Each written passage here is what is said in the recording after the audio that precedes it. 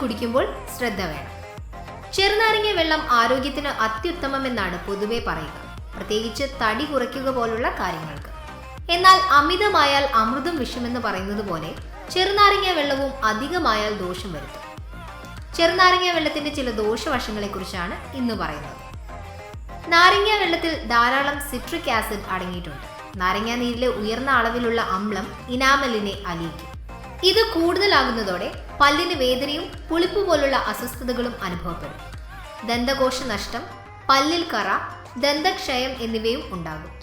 നാരങ്ങാ നീര് വൃക്കയിലെ കല്ലിന് പരിഹാരം കാണാനും ആരോഗ്യമുള്ള വൃക്കയ്ക്കും നല്ലതാണെങ്കിലും വൃക്കരോഗങ്ങളുള്ളവർ നാരങ്ങ വെള്ളം കുടിക്കാതിരിക്കുന്നതാണ് ഉചിതം.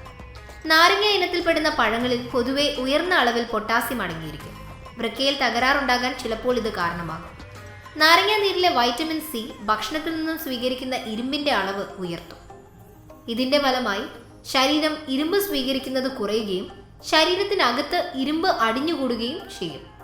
തളർച്ച, ക്ഷീണം, സന്ധിവേദന, ഹൃദയത്തിന് തകരാർ എന്നിവയാണ് ഇതിന്റെ പ്രധാന ലക്ഷണങ്ങൾ. ഇത് മരണത്തിന് വരെ കാരണമായേക്കാം. അന്നനാളത്തിന്റെ പാളികളിൽ അസ്വസ്ഥതകൾ ഉണ്ടാക്കിക്കൊണ്ട് നാരങ്ങാ നീര് GERD രൂക്ഷമാക്കും. മനം വിരട്ടൽ, ഛർദി, നെഞ്ചരിച്ചൽ എന്നിവയാണ് GERDയുടെ പ്രധാന ലക്ഷണങ്ങൾ.